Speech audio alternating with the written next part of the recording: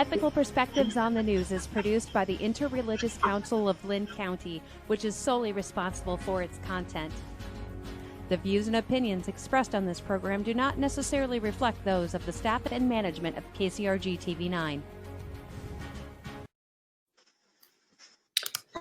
A few weeks ago, I was joined by panelists to discuss courage in American politics. The conversation ranged from technical definitions to courage in action at the federal level, to the courage exemplified by everyday people involved in the Black liberation movement. As is the case with many of these episodes, the conversation could have gone on for hours. Due to a growing interest in the subject matter and, of course, the times in which we find ourselves, we are revisiting this topic, part 2 of a conversation about courage in American politics. Thank you for joining us for Ethical Perspectives on the News. I am your moderator, Stacey Walker. For this encore production, we are joined by 2 new panelists. The first is Amara Andrews, attorney, community leader, founding board member for the Advocates for Social Justice, and the president of the board for the Academy for Scholastic and Personal Success. We also have with us former mayor for the city of Cedar Rapids and former candidate for governor in the Republican primary, the Honorable Ron Corbett. So I want to start with you both, just by trying to understand what your definition of political courage might be, and if you have any other examples you want to share with us. So we'll start with you, Amara. What's your definition of political courage? Sure. Well, thank you so much, Stacey, for having me on. I really love the term political courage. I really have not thought about it much. For me, I've always lived by the personal is political. And so, you know, I think about my personal beliefs as an African-American woman, my right to control my body, my right to have equal access to jobs, opportunities, and salaries. That has always guided me and has been what's political for me. But as I guess I've gotten older and matured, what is personal is really much more profound and has expanded to include my community, my family, the company that I work for. And so there's much more at stake for me. And so I can't just sit on the sidelines and hope that, you know, politicians or, you know, leaders are making decisions that are best for me, for my kids, for my family. And so that really has what motivated me to be, I guess, more politically courageous, certainly to be more active in my community. Excellent. Thank you for that. Ron, I'll talk to you the same question. What's your definition of political courage? And do you have any examples you want to share with us? Well, I do have a couple examples. Thank you, Stacey, for having me on the show. And Amara, it's great to be on the program with you also. You know, I've been involved with civic engagement for almost my entire life.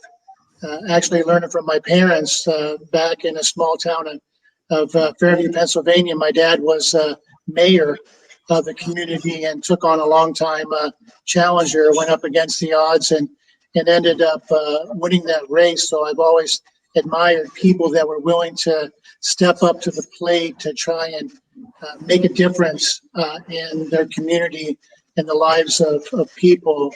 So when I look at political courage, I look at people that are willing to challenge the status quo.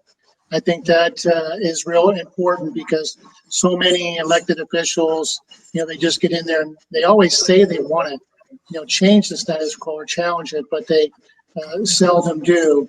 And then also people that are willing to mold and shape public opinion. It seems in today's day and age, we make our decisions based on the poll of the day and where the public may stand on a particular issue.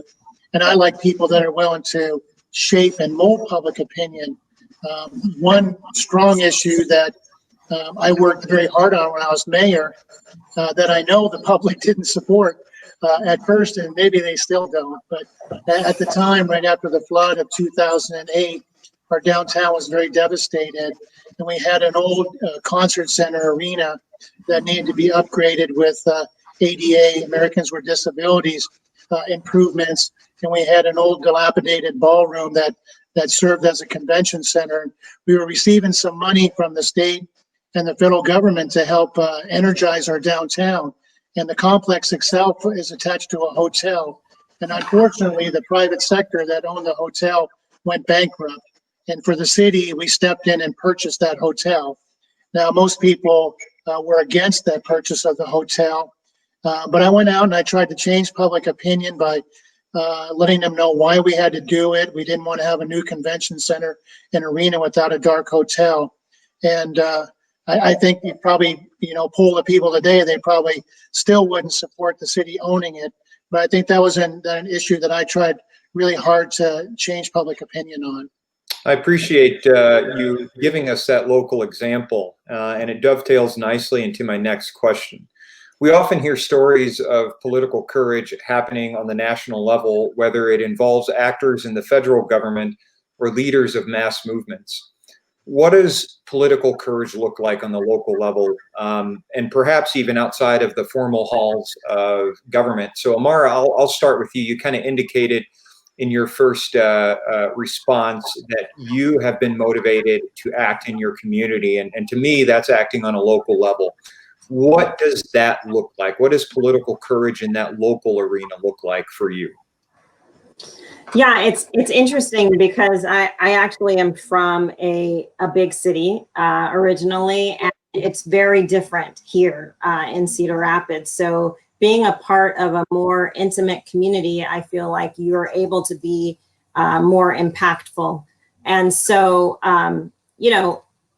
political courage on the local level is, standing up for what you want in your community.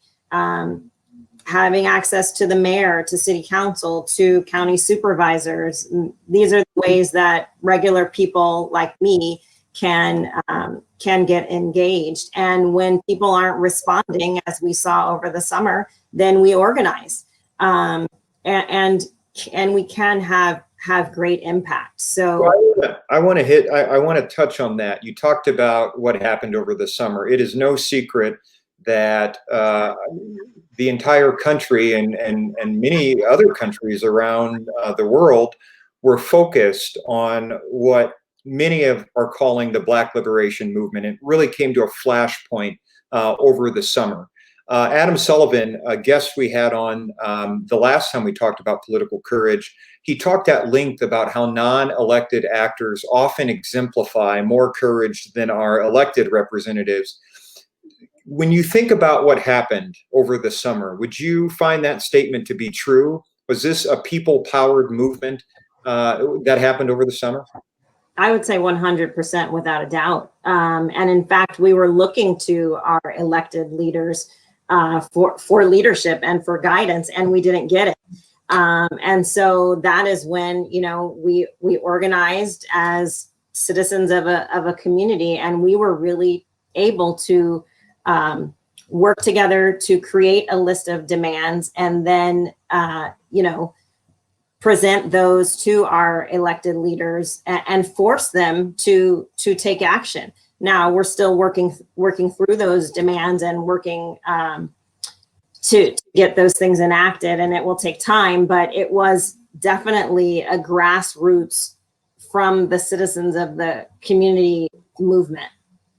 Now, Ron, I want to get your perspective on this. You have been involved in politics at many different levels. You were involved in the General Assembly. And of course, you mentioned you were the mayor here, and you've sort of stepped outside of politics proper, but you're still very much connected. As an observer of politics, what did you make of what was happening over the summer?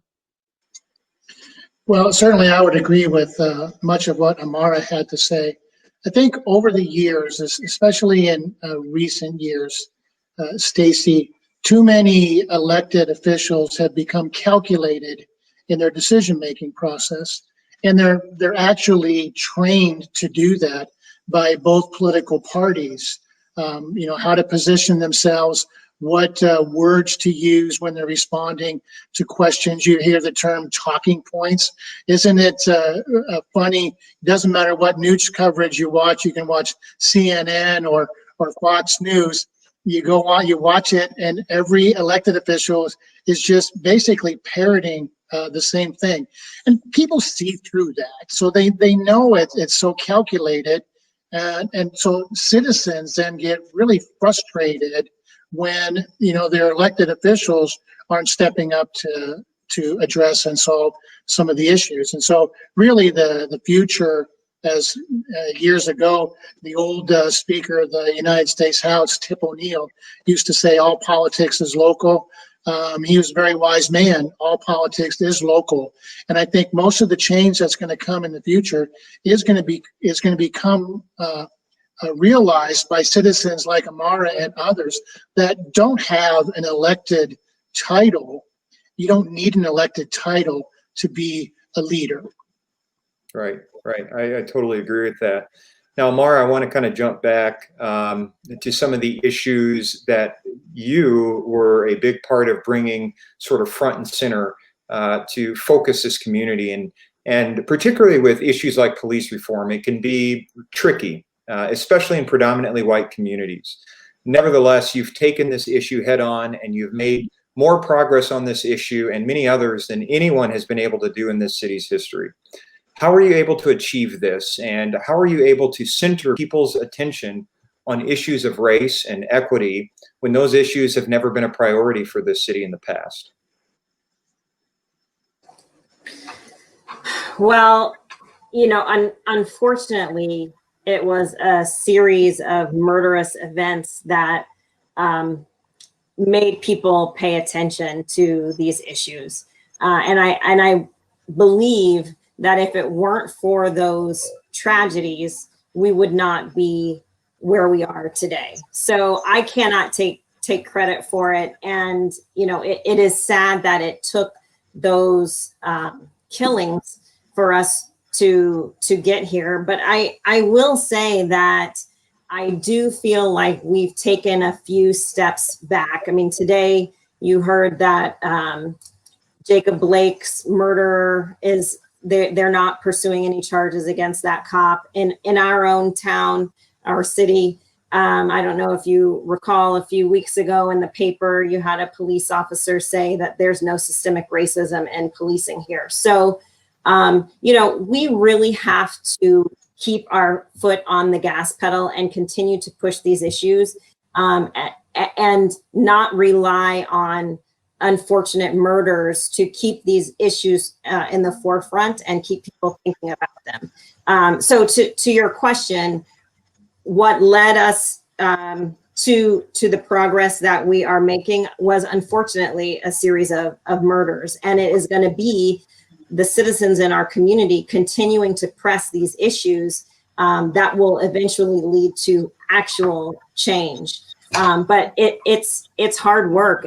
And the problem with issues like racism is that people take it personally. If you say that there's systemic racism in policing, police officers think you're saying they're racist. Well, first of all, we are all racist. We live in America. There's media, there's pop culture. We don't live in a vacuum. So we have to first take that stigma off of being a racist because it's really inevitable.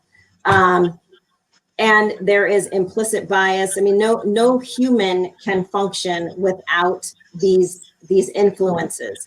And so, we really have a lot of work to do, and people need to learn to not take these things so seriously and take it as a personal attack. It really is that we are trying to dismantle racist systems in our society and in particular here in our community. Yeah. Well, I hope it doesn't take any more unfortunate events to keep people focused on the things that matter.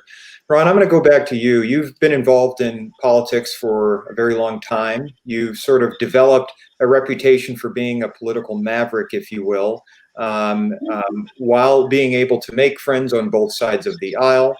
So, I really value your insights into politics. And as we talk about political courage, how would you rate the amount of political courage being shown by our elected officials right now at the local, state, and federal level? And is it enough? Well, I would say if you ask the elected officials, they'd probably all give themselves a really high grade of 8 or 9 on a scale of 10. But if you ask the citizens, they'd probably see it more as a 2 or 3, unfortunately. In the political arena, whether you're a volunteer activist like Amara or someone that's an elected official like yourself or a former elected official, I mean, I always used to tell people that run for office, so you're going to walk up and down and knock on doors, thousands of doors in your district. You're going to ask for money, do fundraisers, go to neighborhood meetings, walk in parades, go to a lot of events that wouldn't be first on your priority list of doing, taking a lot of free time and giving it to campaign. Why would you want to go through all that work and effort just to, take the status quo?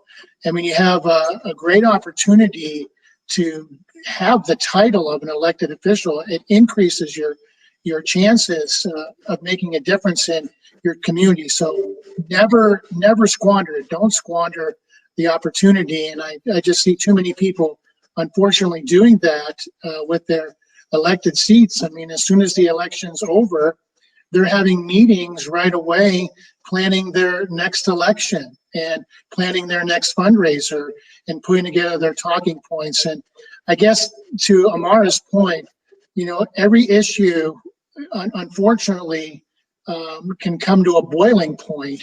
And with the racial issues this summer, it came to the boiling point. Unfortunately, the boiling point was because people were dying. We shouldn't have to be in a situation where it has to take something severe like that to get these issues addressed much earlier in the cycle. Ron, I want to stay with you here. Having been mayor here in Cedar Rapids for quite some time, and mayor during a time of incredible change, particularly dealing with the devastating floods that hit in 2008. And we also had some flood scares after that as well. Give us your assessment of the state of the city and your thoughts on what needs to happen for our community to stay on an upward trajectory. Well, I think the city is in far better shape than it was after the 2008 flood. If people just remember, I mean, the pictures of the water coming out of the river and encapsulating buildings was just etched in our minds, forever. And for people of Cedar Rapids, every time and every summer and spring, we always see it, other communities have a flood. And as soon as we see a flood in Tennessee or Alabama, immediately, we think of our flood as if it was just yesterday. And here this year to be, 13 years. We've made incredible progress. We reinvested and we believed in ourselves. Maybe some people thought our best days were behind us, but the community did rally. And then you see that community spirit continue as we faced another flood in 2016. And then, just recently with the derecho, the windstorm, how everybody came together to make some improvements. So economically, we have strong diversity. We're population, we're growing. Do we have some issues that still need to be addressed? Of course we do. And sometimes fixing a pothole and redoing a street, doesn't happen in a week's time. It, takes time to get those. But overall, I think Cedar Rapids is in good shape, and we got great quality of life in our community. Amara, I'm going to toss that same question over to you. What is your assessment of the state of the city, and what needs to be done in order for us to continue on an upward trajectory? Well, that's a loaded question. I think there's a lot of work that needs to be done here in our city. Just practically speaking, with the Advocates for Social Justice, we have the 7 demands that we continue to work on, and getting the Citizens Review Board up and running here in Cedar Rapids. But in terms of as I started saying, the personal is political, and my experience here in this city, my personal experience is really through kids, and my kids have had a number of unfortunate things happen to them. They have experienced lots and lots of racism that I just was not expecting. And so I remain hopeful that this is a great community for me to raise my children, but I do believe there is a lot of work that we need to do, and we can't continue to work in silos. The police department needs to work with community members. The county attorney needs to work with local advocacy groups. We have to break down these silos and work together, because there is not a lot of understanding as to what it's like to live in this community for, your everyday citizens. So for politicians, I don't think that there's a lot of understanding of what we face in the community as citizens. So I think there's a lot of work that needs to be done. But like I said, I remain hopeful, and as long as people like me and the rest of the members of Advocates for Social Justice and there's so many groups doing wonderful things in our city, as long as we continue to do that and not be intimidated by politicians. I also think that 2021 is an opportunity for us to make some changes in terms of elected leaders. And so it will be important that we have strong people running for elected office. And I think we have a chance to make a real difference in our community if we get the right people in the right seats. I agree. From listening to Ron, your answer in the last question, and Amara, listening to your answer, it almost feels like we are either living in 2 different cities or we are having 2 different experiences. And if I were a betting man, I'd say our race and place in this community has a lot to do with how you experience that community.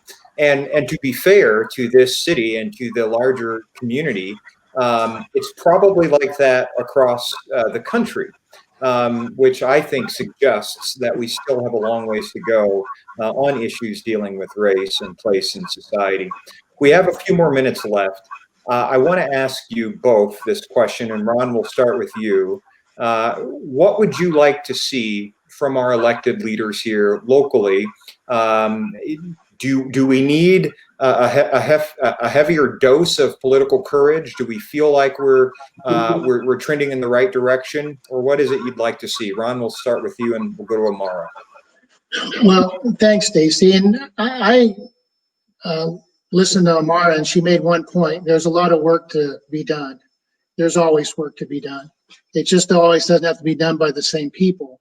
And that's why I believe in term limits, and I only served 8 years. So it's good to have new people come in, fresh ideas, fresh faces, fresh approaches to the issues. And cities are forever. I guess they're forever for as long as the world's around. And so there's always going to be things that we need to do to improve our community. When I look at the different, maybe areas of focus, economics is certainly one. We've seen some nice success in our community with General Mills expansions, the recent BAE announcement, one of the largest investments in the state of Iowa in 2020. Actually, the Cedar Rapids, Linn County area had more applications in front of the state for economic development than any other region in the state.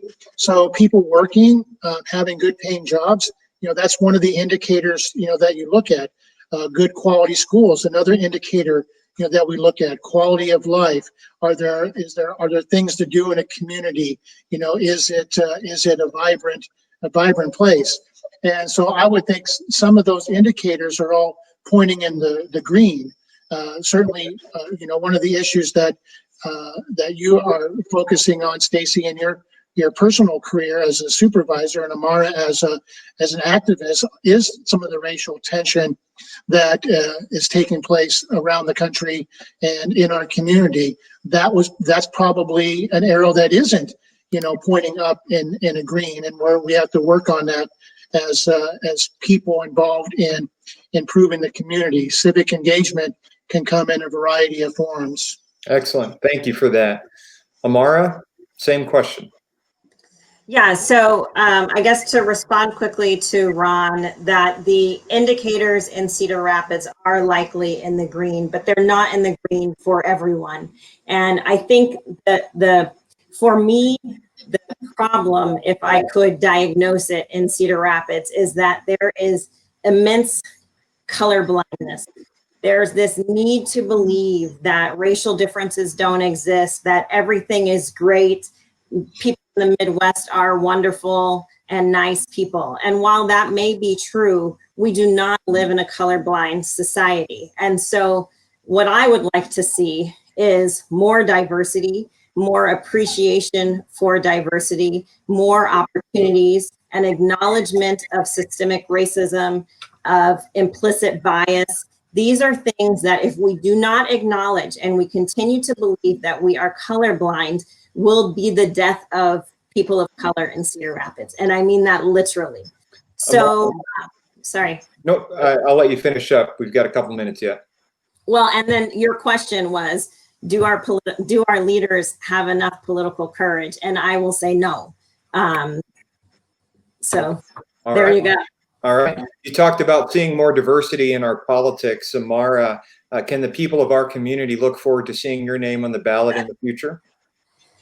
It's certainly a possibility. My plate is full with a full-time job and family, but you never know. And Ron, you're no stranger to that question. Many people appreciated all the good work you did as mayor, and many people also remember the work you did when you were part of the General Assembly. Is there the possibility that we will see Ron Corbett's name on the ballot? No, unlike Amara, I can answer the question.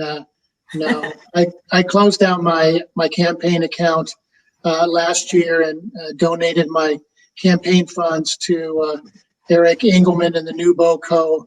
And they use those resources to help make face shields and distribute to healthcare workers. And so I won't be on the ballot anymore, Stacey. But again, there's a lot of ways to serve a community through civic engagement. So I'm 60 years old. I still have a lot of gas in the tank and plan on being involved in our community's success and challenges.